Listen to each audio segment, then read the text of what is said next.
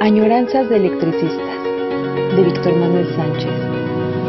La historia de los electricistas nos permite encontrar una trayectoria política de su presente.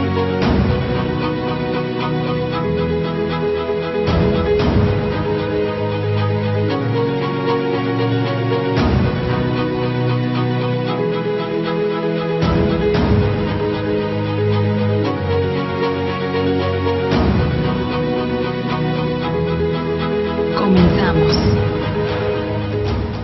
En otra añoranza de electricistas, empezamos este 2021. 2022, miren, ya me equivoqué, empezando el año, equivocándose, como deben de ser las cosas. Añoranza de electricistas, retomamos el tema que no hemos logrado por lo interesante, porque las precisiones que se tienen que hacer al mismo, tuvimos que colocarlas en esos errores. Es la primera vez que yo veo una propuesta de ley que contiene errores históricos, errores incluso de redacción, que es lo que estuvimos tomando en cuenta para esta lectura crítica de el decreto de extinción. Pues este es nuestro tema, el decreto de extinción de 2009, que ha aplicado a la compañía de luz con el objetivo, y eso es lo que comentamos desde un principio, y las coincidencias que ha habido en el tiempo, justamente a partir de la nacionalización de la industria eléctrica. Es decir, a partir de 1960 se ha querido parar la capacidad, independiente o no. Se supone que sí son independientes y críticos. En términos generales, yo diría que han estado trabajando por la industria eléctrica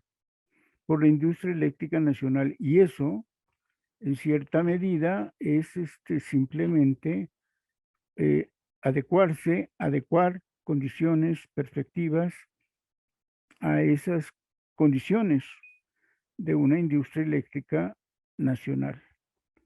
Y por eso, en ese sentido, es más o menos independiente. Pero el objetivo general del movimiento obrero, lo dijimos cuando comentamos la huelga general de 1916, que ya tampoco vamos a repetir, quizá otro día hagamos de nuevo un reajuste, un resumen, una nueva ubicación de la perspectiva, pero el punto es el siguiente. En tiempos de la revolución, en el proceso mismo, antes de que hubiera un triunfador, efectivamente hubo dos proyectos. Gana el burgués, gana el que apoya las condiciones del mejor desarrollo del capitalismo, gana la continuidad del desarrollo económico propuesto por Porfirio Díaz. Y en ese sentido lo que tenemos es entonces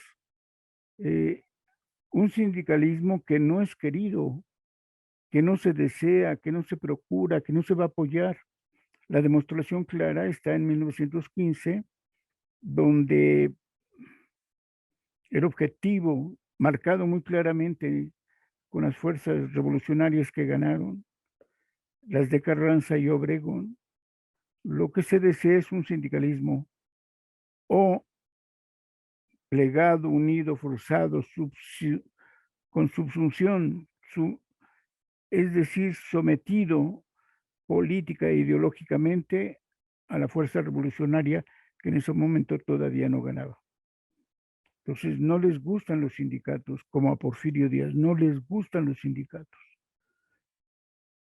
El regreso, bueno, ¿qué es lo que sucede? O se unen a los batallones rojos o no los quieren. Y eso fue lo que pasó.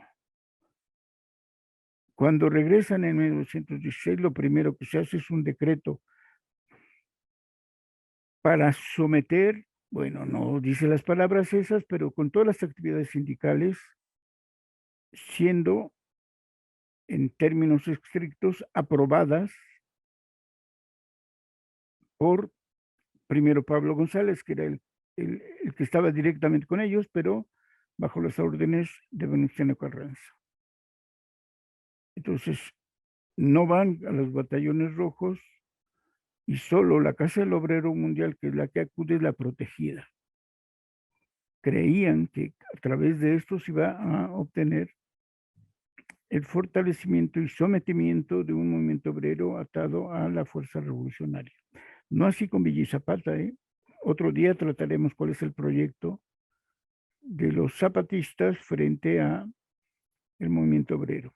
Bueno, en 1916, cuando ya se instalan, ya son, podríamos decir, la fuerza que va a controlar, ven sus aplicaciones que habían propuesto al inicio de 1915 y de nueva cuenta, petición de que todo el mundo avise qué es lo que va a hacer, cuándo lo va a hacer, es una orden estricta de que la fuerza revolucionaria carrancista todavía no es el Estado, todavía no han ganado completamente, pero ya dicen, nadie se hace, nada se hace, especialmente con los trabajadores, si no nos piden permiso, si no nos avisan.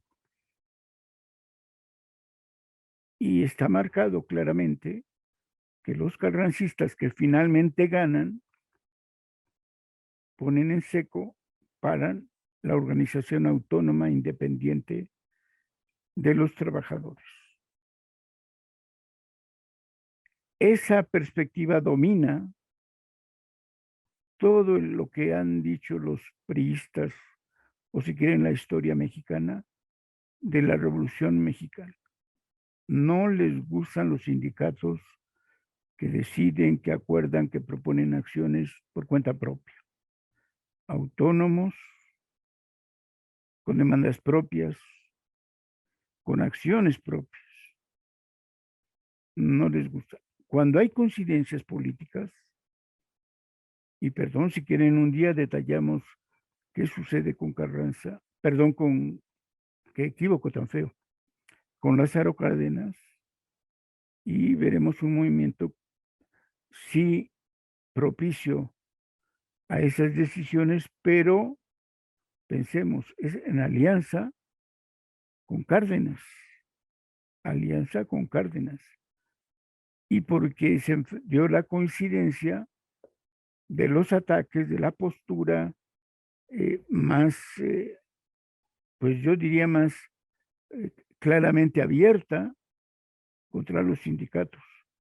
Y en este enfrentamiento de las dos fuerzas que están en lo que se está constituyendo el nuevo partido, en lo que se está constituyendo un cambio de presidente, de corrientes internas de las fuerzas ganadoras, el movimiento obrero sale a criticar a Carranza y Morones, perdón, sí a Morones porque era parte de la estructura y a Plutarco Elías Calles. En esa medida hay una alianza, atacar y frenar a Plutarco Elías Calles y a Morones para que se construya una buena relación con el nuevo régimen de Cárdenas, solo en ese momento. O bien en el caso particular de los electricistas, en la medida que permite contener un poco, aunque no, insisto, solo un poco, a la gran empresa monopolista de energía eléctrica, la compañía de luz y fuerza motriz de Mexican Iron Power Company. Cuando hay este choque, entonces esa va a ser la facultad que va desarrollando el Sindicato Mexicano de Electricistas. Y en ese sentido se desarrolla una fuerza independiente y busca la alianza con las fuerzas del Estado, de la Revolución Mexicana, como se dice, para avanzar en su propia lucha de movimiento obrero. en toda la perspectiva de la revolución, cuando triunfan sobre todo los carrancistas, o como dicen ellos, cuando triunfa la Revolución Mexicana, no les gustan los sindicatos independientes. Esto está vinculado en la historia del movimiento. El movimiento obrero no ha sido capaz de tener una alternativa propia al capitalismo. Y en ese sentido hay coincidencia con los llamados gobiernos revolucionarios y han hecho un proyecto conjunto. Pero a los gobiernos revolucionarios desde Carranza no les gustan los sindicatos que no acatan la propia propuesta política, el propio pensamiento ideológico de la Revolución Mexicana. Y por eso pasó lo que pasó. Esta incidencia va a coincidir con la nacionalización de la industria eléctrica. ¿Cuáles son los sindicatos que le son fieles para ese momento? De los, llamemos ya cuando están constituidos los 3 sindicatos electricistas, solo el de CFE. Los otros 2, el STERP y el SME, no les gustan, porque tienen propuesta. No una propuesta desquiciada, no una propuesta contracorriente, no una propuesta que no se pueda aceptar. No, simplemente no es la propuesta del PRI o del presidente. Punto. Y eso es lo que no les parece. Y en ese sentido, inmediatamente viene el proyecto de determinar y decidir desde el Estado, desde la presidencia, para mejor particularizar la propuesta de la nacionalización, y lo que venga el futuro de la nacionalización es lo que se dicte desde presidencia. En este caso concreto, desde Comisión Federal de Electricidad, que a partir de 1960 se convierte en la empresa, en el proyecto, en el organismo que dictará lo que va a suceder en la industria eléctrica. Entonces, no le gustan los sindicatos autónomos y de todos modos, en el conjunto, en el ambiente, hay no solo la propuesta, sino también digamos, el deseo, el comprender que se tiene que lograr un solo organismo eléctrico, un solo sindicato y por ende un solo contrato colectivo. Muy pronto, ya lo hemos comentado, viene esto. Y en esas aras, en esos objetivos, lo que se va a presentar entonces es este proyecto de unificación. Como cuando se da la nacionalización, todas las empresas pequeñas y grandes quedan dentro del organismo público descentralizado CFE, pues se va a procurar primero unificar estos. Sí se intenta desde un inicio tratar de unificar a todos. Pero bueno, a partir del 60 se empieza un ataque sistemático a Compañía de Luz, directamente a Compañía de Luz, pero con afectación a el Sindicato Mexicano de Electricidad. Eso es lo que hemos narrado. Bueno, y ahí hay fallas. He dicho que a partir de entonces hay una guerra de baja intensidad contra el SMEI que cierra en la primera fase en 1975 al declarar la liquidación que por alguna razón se fue alargando. En ese sentido, lo que vamos a tener ya un retorno, una continuación, cuando se quita esa liquidación, y este decreto de extinción del 2009 es el que refleja esa continuidad de un Estado que no le gustan los sindicatos, si no están amoldados a sus proyectos político-económicos. Esto está muy mal planteado. Está cortada esta historia en beneficio de los intereses del PRI y del PAN, que quieren privatizar, entregar al capital privado la gran industria eléctrica, la industria estratégica del país, del desarrollo, porque lo que quieren es hacer un mercado completo de todas las mercancías, de todos los servicios públicos, de todos los contratos colectivos. Y en 2009 se da la condición precisa de una derrota que no aceptan los dirigentes, que no se acepta, que no se va a aceptar. Curiosamente, que no se va a aceptar de manera consciente, aunque en los hechos se está notando claramente que existe una derrota del movimiento obrero. A partir de la privatización de muchos organismos, a partir del debilitamiento de, podríamos decir, todos los contratos colectivos de trabajo, que empieza desde tiempos efectivamente de Miguel de la Madrid, se viene derrotando constantemente. Para mí, en lo particular, espero que coincidamos, la derrota fuerte que nadie, pues que replican a lo mejor una plática, una entrevista, un desplegado quizá, voy a checar varios meses del periódico en la hemeroteca para que veamos si es esto. Pero han debilitado contratos colectivos, han abaratado la fuerza de trabajo.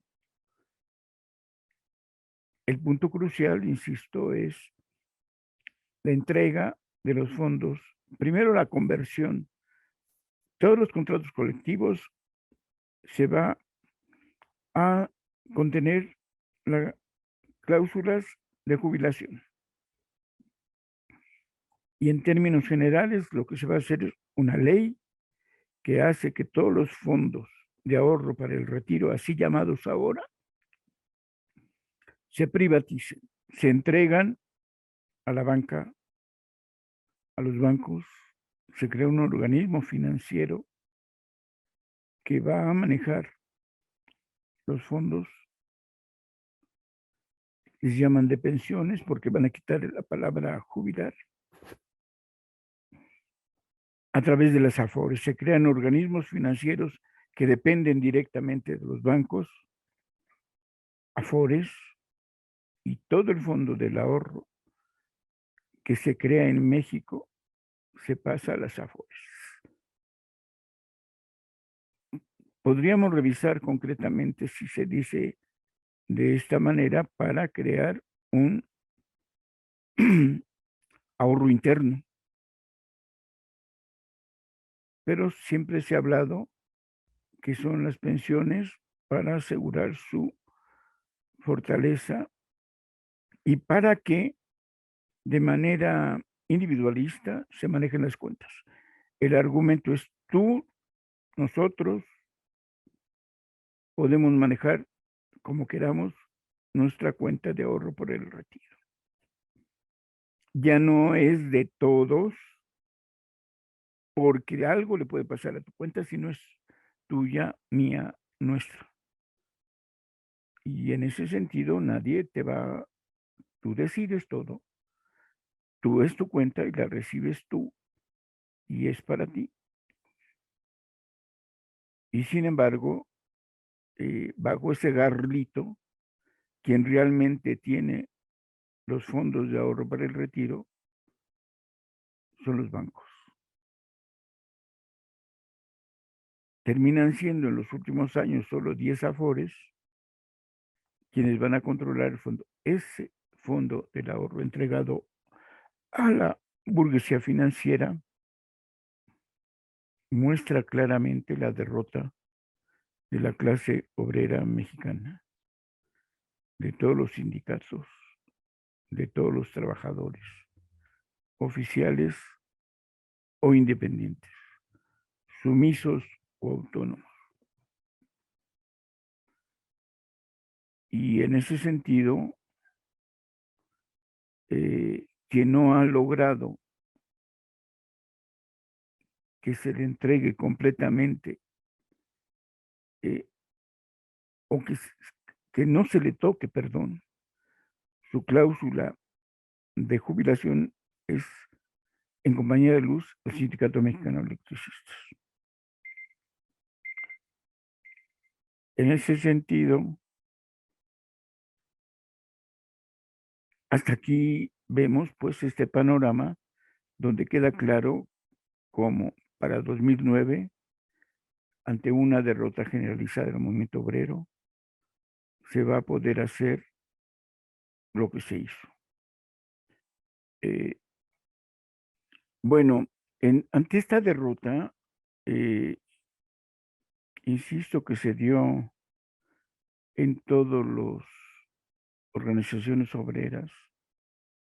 Por ejemplo, cuando en la universidad hay un grupo de académicos que finalmente descubren que está pasando eso, un intento de movilización por parte de ellos, convocando a que se lograra que el fondo de pensiones de la universidad se constituyera como una sola cuenta y que el beneficiario podría ser la propia universidad.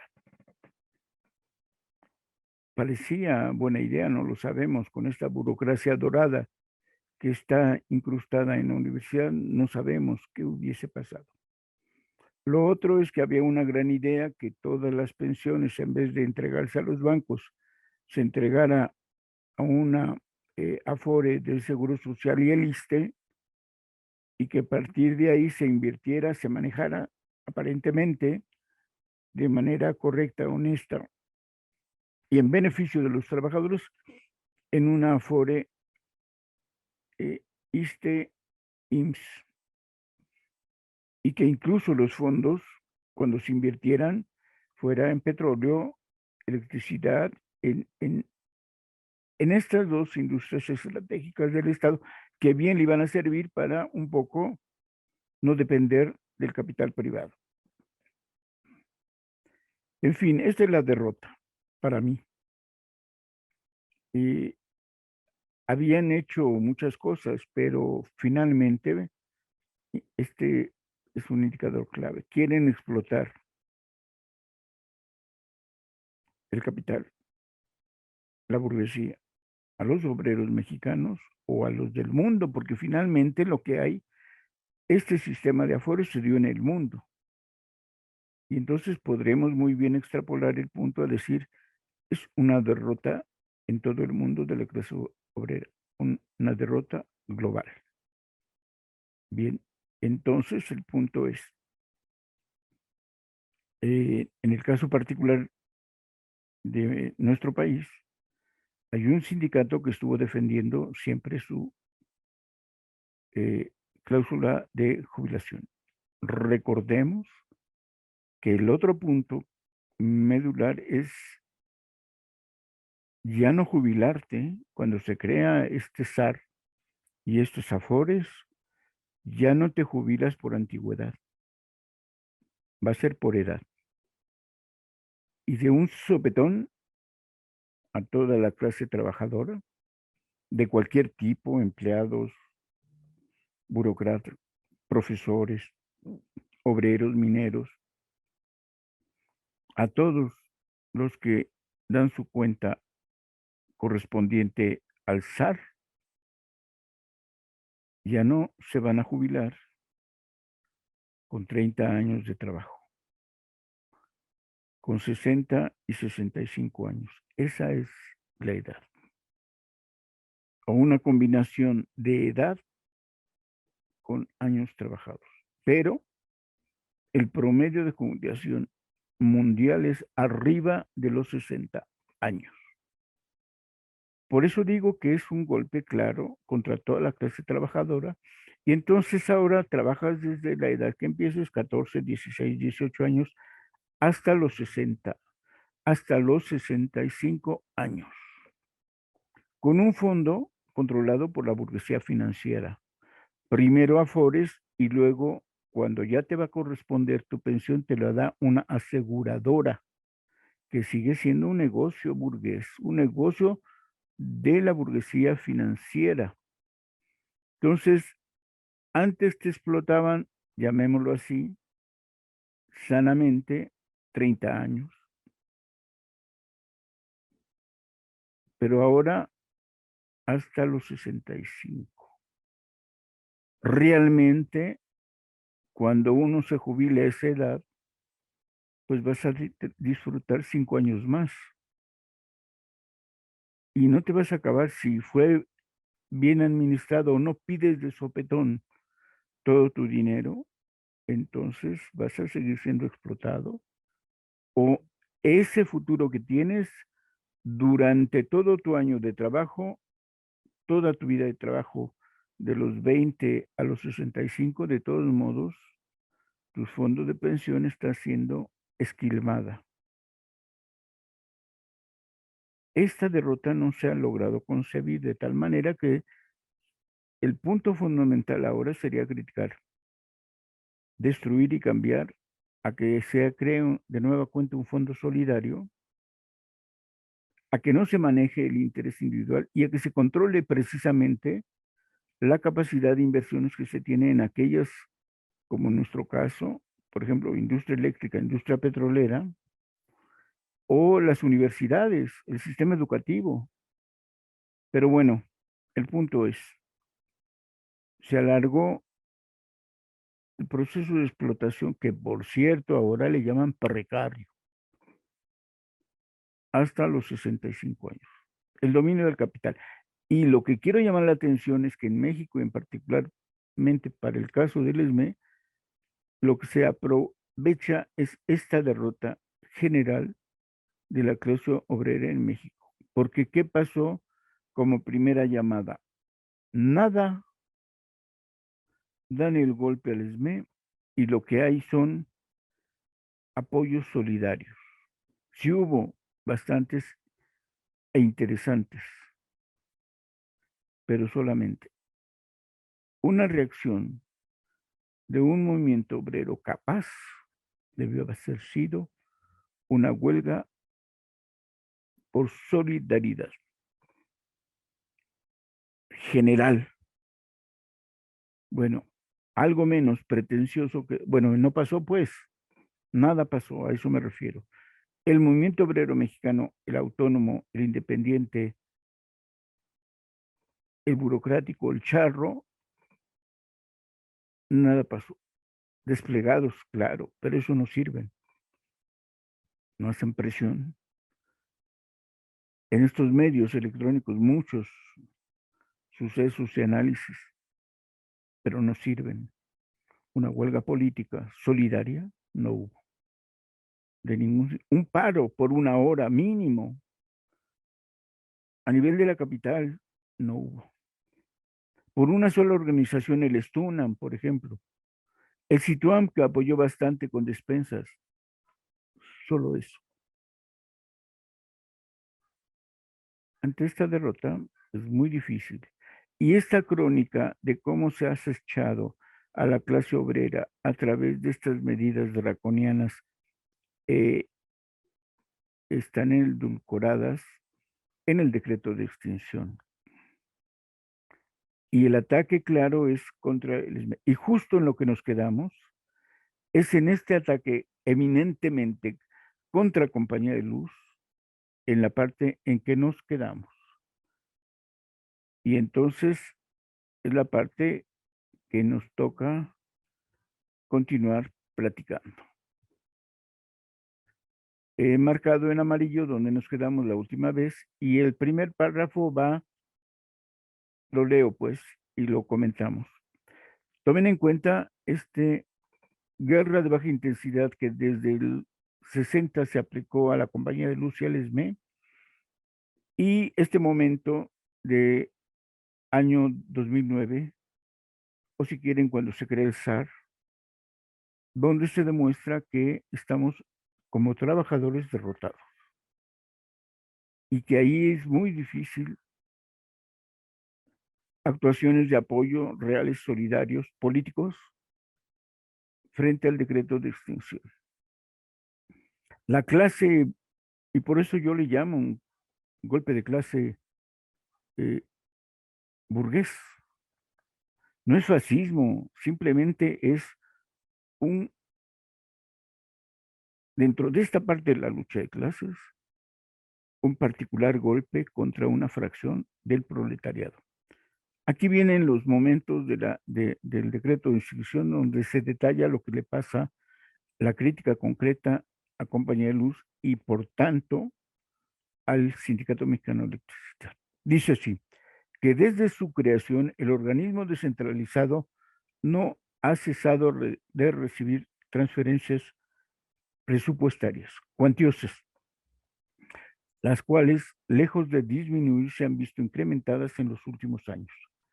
Basta señalar que del 2001 al 2008 tales transferencias se incrementaron en más de 200%, y que para el presente ejercicio dichas transferencias serán del orden de 41.945 millones de pesos, y de continuar el mismo comportamiento se estima que podrían alcanzar un total de 300.000 millones de pesos durante la presente administración. Bueno,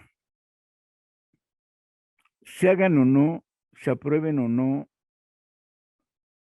o en su caso se asuman por Hacienda, por decir así, estas son decisiones del Estado, del presidente. Si se va a transferir o no dinero, es por esto. Es importante señalar que desde años la gran deuda fundamental que tiene Compañía de Luz es porque le compra, pongámosle, el 98% de la energía eléctrica o el 97% de la energía eléctrica a Comisión Federal de Electricidad. Se la compra en bloque como tal, para que después la distribuya, la venda, por así decir, en toda la zona metropolitana del país. Con la peculiaridad que la compra a 1.20, $1.20 por kilowatt, y la tiene que vender a 80.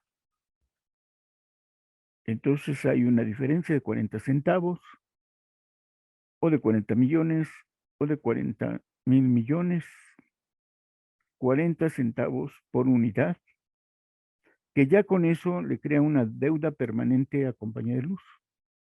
Si se refiere a una transferencia para solventar esa deuda, es un absurdo que entre dos organismos que trabajan en el mismo producto, uno le haga al otro lo que le está haciendo. Son por órdenes de Hacienda o del presidente, de todo el conjunto del sistema. Entonces, este manejo de deuda se puede resolver de un plumazo. Estas transferencias se convierten o no se le llaman así, y se sabe que hay. Se le baja el precio a como la compran, o se le sube a como la venden, y se desaparece, ¿no? Entonces, es un asunto que no resuelve la propia Compañía de Luz. Así le dan su capacidad de presupuesto y su capacidad de endeudarse y transferir. Si hay una decisión correcta de resolver esta problemática, no la hizo el presidente, no la hizo el secretario de Hacienda. Este es un error, o antes que un error, una política a la que se mete a Compañía de Luz. Y después reclamarle. Pero ¿cómo se reclama? ¿Quién reclama a quién? ¿De verdad será un pleito entre el de Hacienda, el director de CFE, la secretaria de Energía y el director de Compañía de Luz? No, están tratando de minar. Y veamos el siguiente, que los costos de Luz y Fuerza del Centro casi se duplican a sus ingresos por ventas. De 2003 a 2008 registró ingresos por ventas de 235,738 millones de pesos, mientras que sus costos fueron de 433,200 millones de pesos. Y dice aquí, para que veamos lo que estamos comentando, incluyendo energía comprada a la Comisión Federal de Electricidad. Es decir, el mismo decreto en sus motivos y consideraciones que argumenta se está criticando a sí misma, pero nos lo quieren mostrar como si Compañía de Luz realmente fuera una empresa particular, casi casi, que decide por su cuenta cómo endeudarse, cómo repartir sus ingresos. No olvidemos que estos organismos, todos sus ingresos los entregan a Hacienda, todos. Y Hacienda le regresa bajo su perspectiva y consideración un presupuesto. O como en este caso, dentro de este rubro de trampa económico, tienen que comprarle a CFE Energía Eléctrica en bloque, que se la vende cara, y a compañeros lo obligan a vender barata la luz. Ese desfalco permanente es obligado por esta propia política del gobierno. Digamos, son los deseos presidenciales elaborados en Hacienda para proponer los presupuestos. Esto no lo controla la compañía de luz, menos, mucho menos los trabajadores.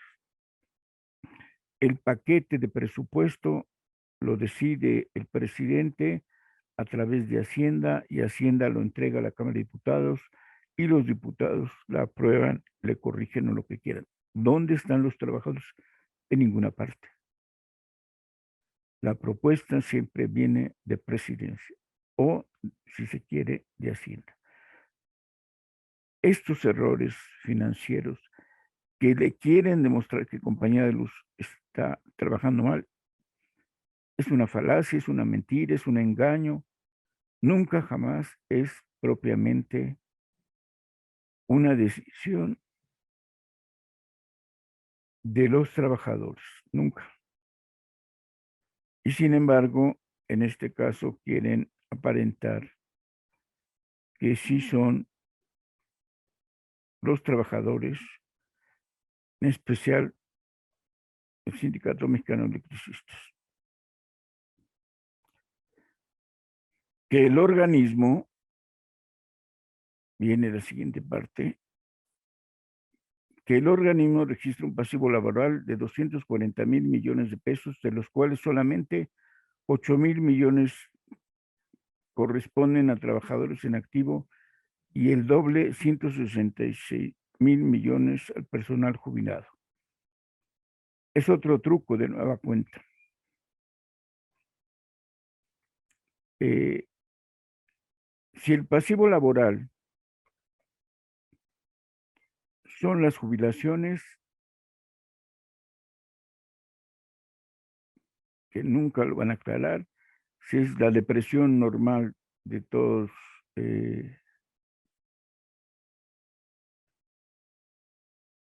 digamos, de todos los ingresos, simplemente lo que hay que decir es que deberían de presentarnos justamente como 160,000 millones de pesos se les va a entregar al personal jubilado. ¿Qué cuentas son? Yo hice este cuadro donde digo, ok, había 20,000 jubilados, llamémoslo así con perdón de la expresión, vivos, que daban un pasivo laboral pensando que les pagas por lo menos 8 millones de pesos al año a esos jubilados. Aquí hay un primer truco. Los 160,000 millones de pesos incluyen las jubilaciones de todos los funcionarios.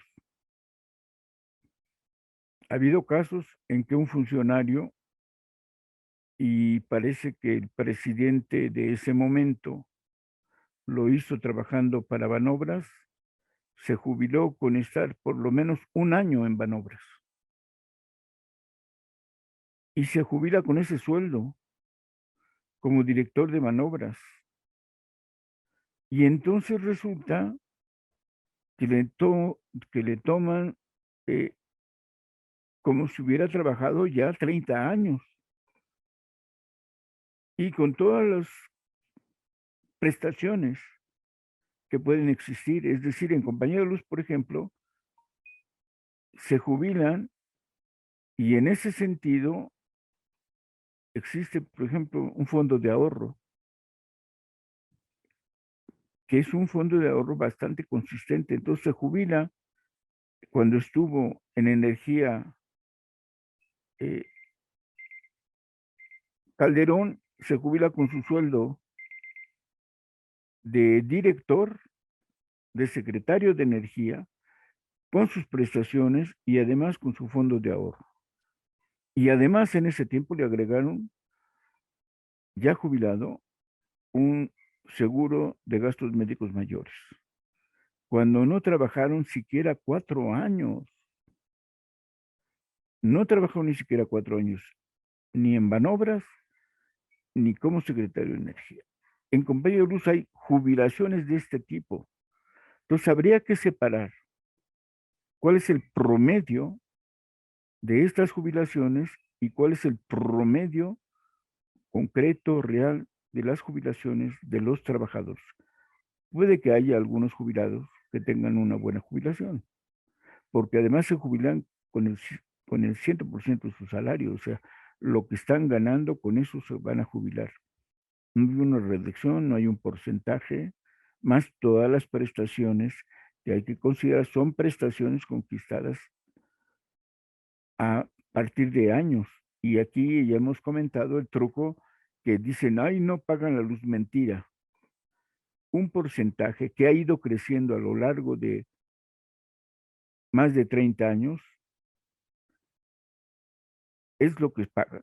Determinado número de kilowatts. Primero 80, luego 90, luego 100, luego 135, en fin. Siempre han pagado una parte. Si el trabajador ahorra luz y solo consigue gastar 100 kilowatts al mes, al bimestre, como nos cobran la luz, entonces efectivamente puede que no pague. Pero nadie en este mundo, cuando sabes que estás teniendo esta prestación, y ojo, ya lo dijimos una vez, es parte del salario. En vez de darle en efectivo el dinero, le dan en especie, y su especie es la luz. Y entonces aquí es el punto de que el pasivo laboral no es un modelo actuarial contable donde presuponen que todos van a estar vivos, que van a vivir más de 20 años o 30, y que entonces lo metes a una contabilidad que efectivamente es una suma enorme. No, necesitaríamos ver año con año, cuando mucho, cuál es el pasivo, restar quiénes, diferenciar las pensiones de los altos funcionarios que vienen a abusar de las prestaciones y de ahí sacar el promedio y saber cuál es y descontar, por desgracia, a los compañeros que fallecieron. Entonces la cosa es diferente. No podemos estar haciendo este tipo de cosas como nos lo están señalando ellos. Así es que necesitaríamos precisamente tener claridad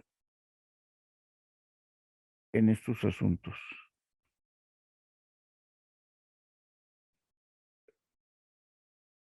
Bien, entonces estamos con esta claridad diciéndoles que que este asunto del pasivo es un asunto contable.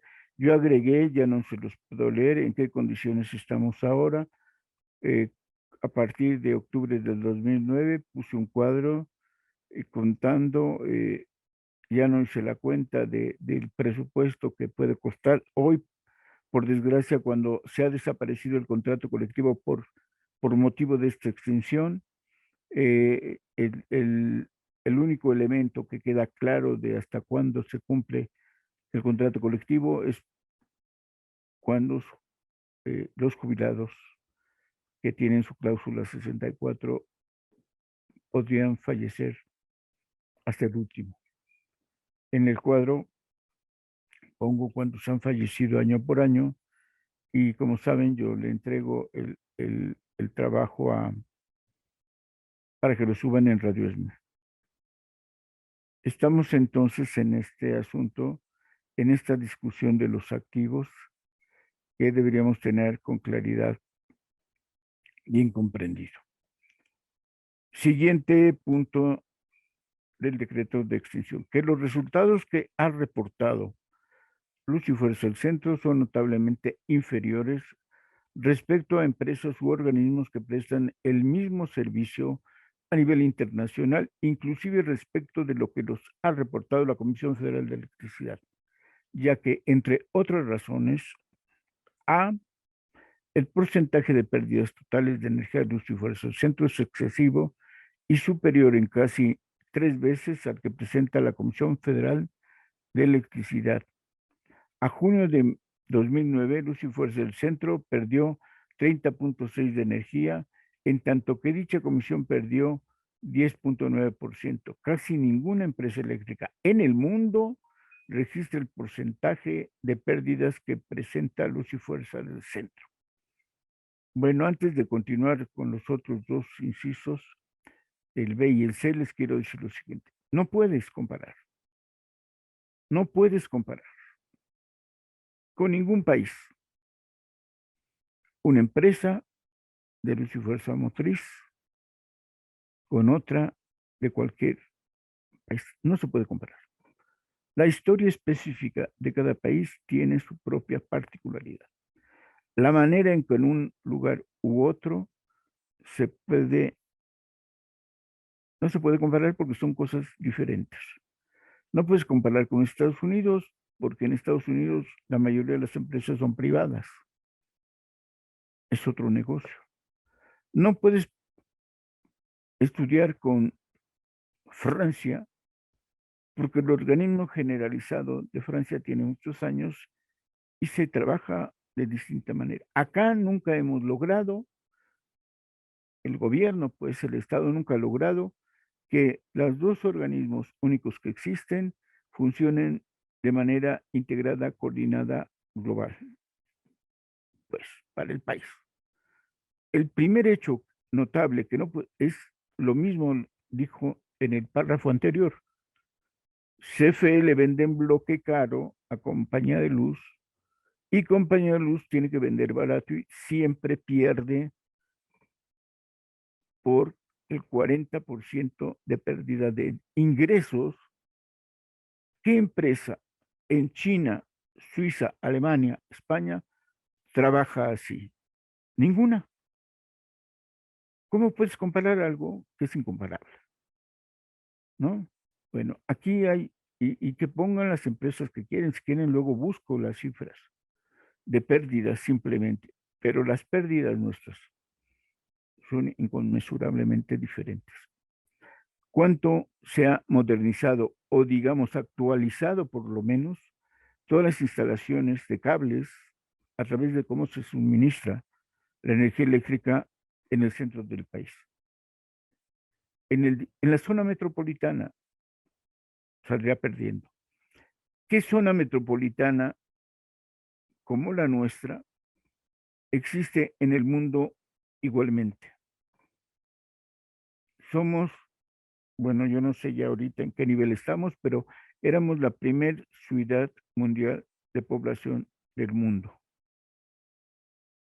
Bueno, ¿qué ciudad, qué zona metropolitana como la nuestra existe en China, Existe en Japón, existe en España, existe en Estados Unidos. ¿Cuál de estas zonas metropolitanas tiene la cantidad de empleados informales, de trabajos informales, de gente común y corriente, ciudadanos que viven en la informalidad y que por justamente esa necesidad se pueden robar la luz? Pero bueno, dejémoslo simplemente en que qué ciudad que abastezca como compañía de luz existe en el mundo que no se haya reparado, modernizado, cambiado todos los cables de distribución y que tengan exactamente la misma calidad de transformadores eléctricos. Seguro no hay ninguno. No se puede comprar. Va a perder, por supuesto, por supuesto. Si va a comparar el porcentaje de pérdidas, que compare también el mismo tipo de población a la que se atiende. Inciso B. En 2008, Luz y Fuerza del Centro perdió 32.5 de energía que compra y genera para vender. El valor estimado de estas pérdidas totales ascendió a casi 25,000 millones de pesos, lo que representa el 52% de los ingresos totales por ventas del organismo. Volvemos al mismo caso. ¿Qué población, qué compañía del Estado le deja de cobrar a las grandes empresas? Se ha dicho, por ejemplo, que el periódico Reforma o no pagaba o le perdonaban. Había órdenes, como siempre se dice, de arriba, supongamos del director. ¿Cuántos presidentes no pagaban su luz? ¿Cuántos municipios no pagaban su luz? ¿Cuántas compañías o bancos no pagaban su luz? ¿Qué condiciones existen en otro país, en Nueva York, donde las empresas de Trump pagan o no pagan la luz? Probablemente no la paguen, porque allá también hay gran evasión de impuestos, de pagos. Pero bueno, si vas a comparar una cosa, tienes que comparar en estas condiciones cómo se paga o no se paga, ¿no? Y, y si se pierde, si lo piensas así, si se está perdiendo. Si todos los bancos importantes del país no pagan su luz, entonces hay una pérdida. Si Walmart no paga su luz, entonces hay una pérdida. Entonces, no lo deciden los trabajadores. Lo sabe el director de la empresa y informa de lo que están haciendo al secretario de Energía. Esto no puede pasar desapercibido, entonces no cabe. Y C, en el mejor de los casos, dice el decreto, los costos unitarios de las obras que ejecutan Luz y Fuerza del Centro son 176% superiores respecto a los costos de la Comisión Federal de Electricidad. Bueno, entonces volvemos a la misma comparación. Si quiere comparar, que nos diga si una obra, una subestación o un tendido de líneas de distribución cuestan lo mismo en una zona de Michoacán o digamos de Zacatecas que en la Ciudad de México. Y acá, como sabemos, todo es más caro por todas las condiciones de cómo se ha construido y se ha poblado la Ciudad de México. Partiendo de la idea que nada puedes comparar porque las cosas son bastante diferentes, es un error lo que está haciendo aquí este decreto de extinción. Como estas obras, que nos digan que, para poder plantear que hacer un cable subterráneo en la Ciudad de México para modernizarlo es mucho más difícil, complicado, sobre todo en la actualidad y dependiendo de qué zona. En fin, no es comparable. Siguiente, que a diciembre de 2008, Luz y Fuerza del Centro no atendió diversas solicitudes de prestación de servicio que en su conjunto representaban el doble de demanda en Acapulco. La falta o insuficiencia del suministro de energía eléctrica es un factor importante que puede inhibir la decisión para realizar inversiones, por lo que esta situación no es sostenible. Yo he argumentado que el director que llegó a Luis y Fuerza del Centro vino a poner en quiebra, a plantear la crisis. Los trabajadores, insisto, no deciden si se atiende o no las solicitudes de trabajo, atiende o no electrificar una unidad habitacional, un nuevo centro comercial, no lo deciden ellos. Son las autoridades. Quien tiene que tener en el almacén todo lo necesario para poder electrificar un nuevo centro comercial de los modernos, gigantescos, quien abastece todo el instrumental, todo el material, todo el cable, todos los apagadores, es el director, o si quieres el subdirector, la gerencia de almacén, no el trabajador. Si no hay suficiente abasto de lo básico fundamental para que hagan su trabajo, lo decidió el director de la empresa. Y este obedece al secretario de Energía, o primero al director de Comisión Federal, y de Comisión Federal obedece al secretario de Energía, que unos años antes era precisamente el presidente cuando se decreta. No lo deciden los trabajadores, probablemente el director, pero entonces si está justo impidiendo que se electrifique porque se solicita un centro comercial, no lo decide el obrero que va a ir a meter el cable, a colocar los medidores. Y entonces son sus órdenes estrictas venidas desde la Secretaría de Hacienda o del director. ¿Quién puso al director? ¿Quién puso a la Secretaría de Energía? Entonces, cada párrafo hasta ahorita es un autogolpe que así se debe de estar leyendo.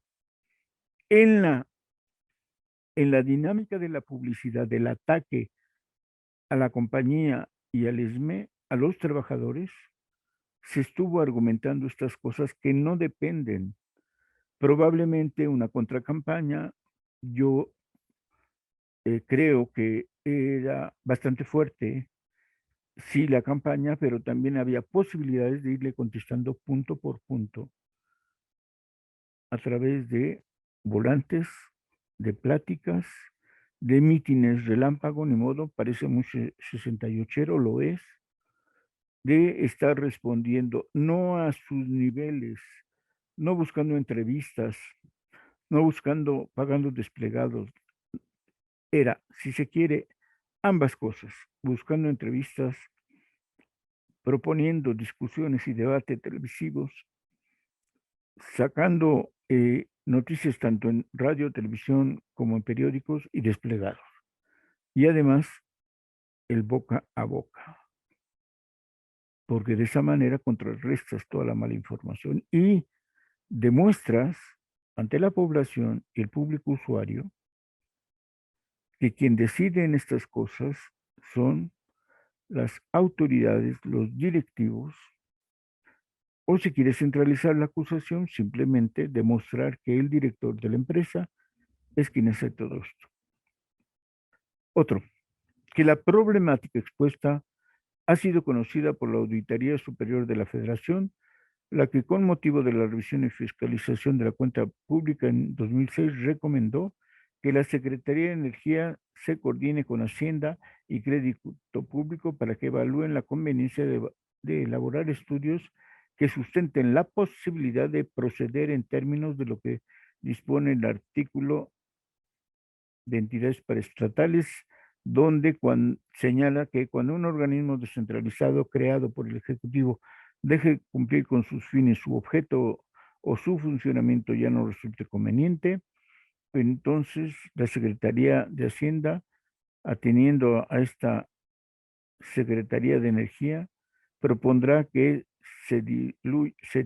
la disolución, liquidación o extinción de aquel. Bueno, si la Auditoría Superior de la Federación, con esta fórmula, con esta metodología que hemos descubierto antes, procede, es inevitable que van a llegar a la conclusión que se quiere.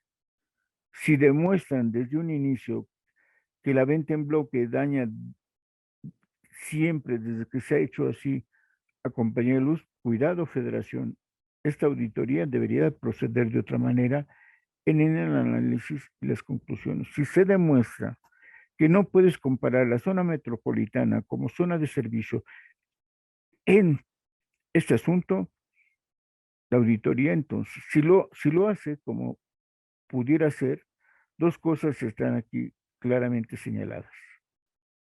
2006. Es muy probable entonces que a partir de este resultado del 2006, en 2007 ya se tenga decidida y organizada y preparada la extinción. Lo dice aquí este párrafo. Como lo comentamos en otra de las añoranzas de electricistas, que por todo lo expuesto, este es nuestro final, que por todo lo expuesto se puede concluir que no solo no se ha logrado alcanzar la autosuficiencia financiera, obvio, le venden caro, sino que el organismo descentralizado subsiste por transferencias que hace el gobierno federal, obvio, las hace el gobierno federal a una dependencia del gobierno federal. Y que lejos de alcanzar los índices equivalentes respecto al sector nacional, obvio, no se puede comparar CFE con Compañía de Luz. El funcionamiento de Compañía de Luz representa hoy día un costo tan elevado que no resulta conveniente para la economía nacional. Por tanto, se decreta, aquí van a argumentar a través de mecanismos de la ley, que en otro caso se ha comentado que está mucho mal elaborada, y entonces, el decreto para aplicación de todo lo que dice las propias leyes de entidades estatales y paraestatales, que entonces va a intervenir este, la administración y enajenación de bienes del sector público. Y bueno, estos procedimientos administrativos están claros aquí para llegar finalmente al decreto. Uno, se extingue el organismo descentralizado Luz y Fuerza del Centro, el cual conservará su personalidad jurídica exclusivamente para efectos de la liquidación. Liquidar significa que se deshacen de todo, lo que se puede se vende, lo que se puede se desaparece, lo que no, entonces va a tener que seguir su cumplimiento, como en el caso de jubilados, de estarles pagando hasta el último jubilado. Artículo 2. La liquidación de los esfuerzos del centro estará a cargo del Servicio de Administración y Generación de Bienes, hoy que se llama para devolver al pueblo lo robado, para lo cual tendrá las más amplias facultades para actos de administración, dominio, pleitos, cobranzas y suscripción de créditos y demás. Entonces, la liquidación la hace administración y enajenación de bienes en todo lo correlativo con todos los derechos y con la revisión de los demás. Finalmente, artículo 3, que la Secretaría de Energía, en su carácter de coordinadora del sector, señalará las bases para llevar a cabo la liquidación derivada de la extinción, las cuales deberán considerar la eficiencia, eficacia y transparencia, van a ser muy decentes, dice aquí, y la unidad administrativa de energía que ejerza las funciones de coordinadora del sector será la responsable del proceso de desincorporación por extinción de la Compañía de Luz y Fuerza del Centro, de acuerdo con lo previsto con esto. La Secretaría de Hacienda y la Secretaría de Energía, en el ámbito de sus respectivas competencias, realizarán las condiciones conducentes para el servicio de administración y gestión en su carácter de liquidador. Oigan esto, quien se queda con todas las funciones de compañía de luz es el servicio de administración y enajenación de bienes. Tiene los recursos y va a tener aparentemente las funciones. Artículo 4. Se respetan los derechos laborales de los trabajadores y los usuarios del centro y las indemnizaciones correspondientes se harán conforme al dispuesto al contrato colectivo, la ley federal del trabajo y demás ordenamientos. Los únicos respetos, los únicos derechos, perdón, que se respetaron fue despedirte. La Constitución dice que el trabajo es intocable. El trabajo es intocable. Incluso llega a decir en una parte, a pesar de que renuncies. Pero aquí el único derecho que se le va a respetar es que te liquides. Y dicen que lo van a hacer por cuenta propia. Ante la amenaza de desaparecer la compañía y el contrato colectivo, todavía queda que por voluntad propia, oigan este absurdo, el trabajador tiene que renunciar. Y efectivamente, más de 28,000 no tuvieron, por cualquier motivo que otro día discutiremos, la capacidad de no renunciar. Entonces, el único derecho es renuncias y te vas, se convierte en liquidación y solo los jubilados se les va a respetar. Entonces, las secretarías de Hacienda, Crédito Público, Energía, Trabajo y Provisión se coordinarán en el ámbito de sus competencias con el Servicio de Administración y Enajenación de Bienes a efecto de las indemnizaciones que en el párrafo anterior serán pagadas en el menor tiempo posible conforme a las disposiciones. El quinto, aquí viene lo de jubilaciones, el gobierno federal garantiza el pago de las jubilaciones otorgadas a los trabajadores de luz y fuerza. Para tal efecto, la Secretaría de Hacienda y la Secretaría de Energía, en el ámbito de sus competencias, también realizarán las acciones para que el Servicio de Administración y Enajenación de Bienes, hoy para el pueblo, devolver al pueblo lo robado, reciba los recursos que se requieran según las necesidades previsibles para el cumplimiento de las obligaciones con los trabajadores de luz y fuerza con cargo a los recursos que se establezcan para tal fin en el presupuesto de egresos de la Federación. Fíjense, aquí se va a hacer anual, se va a hacer la cuenta y jamás se menciona que haya un pasivo laboral, grande, pequeño, con los que existan, con perdón de lo que significa esto, con los jubilados que existan, cada año se revisa el caso y se les pagará hasta que mueran.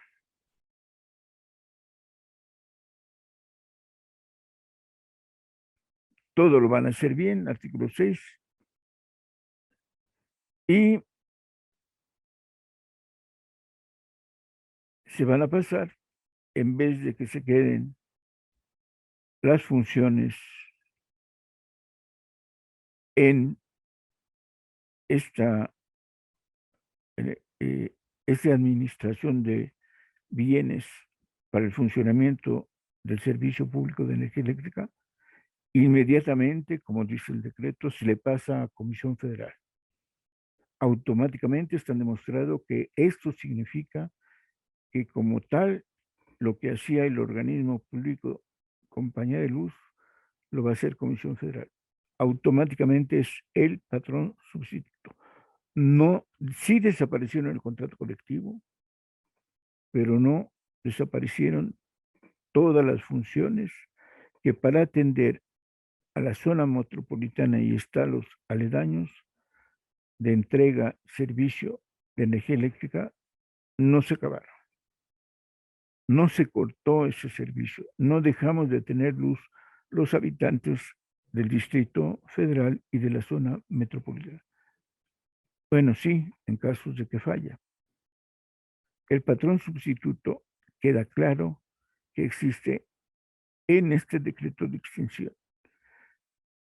Todo el decreto de extinción socialmente justificado o históricamente intentando o administrativamente está demostrado que es un proceso de los, si se quiere ver así, yo diría del presidente, todo es un relajo del presidente porque él puso a todos los servidores públicos. Si no se quiere ver así, entonces es el secretario de Energía, el secretario de Hacienda y el secretario de Trabajo y Previsión Social en contra del director de Compañía de Luz. Ah, me faltó Comisión Federal. Todos estos jefes, a través de sus gerencias o departamentos respectivos, atacan a las órdenes que el propio o que ellos mismos dieron para que funcione Compañía de Luz y atacan al director. Estas transferencias, estas pérdidas, esta ausencia de obras donde se solicitaban, están determinadas, dirigidas y acordadas por el director de Compañía de Luz. Y le quieren achacar a un trabajador de líneas aéreas, a un cajero de una sucursal, que los errores los cometieron ellos. Hubiese sido mejor acusarlos de fraude y de robo simplemente a los trabajadores, de huachicoleros, que no dudamos que los hubiera, pero 44,000 no lo iban a hacer. Los jubilados, más de 20,000, no eran culpables de todo lo que se había hecho. Los errores, que para mi caso no son errores, es una política dirigida directamente para afectar de esta manera, como se está afectando a la compañía de luz. Y entonces es una falacia, mentiras, engaños y contradicciones solo para afectar el contrato colectivo del Sindicato Mexicano de Electricistas. Bueno, compañeros, usuarios, conocidos, amigos, se acabó esta añoranza de electricistas. Nos vemos en la próxima añoranza de electricistas la próxima semana. Hasta luego. Gracias y buen año de lucha, de resistencia y autonomía. Vale.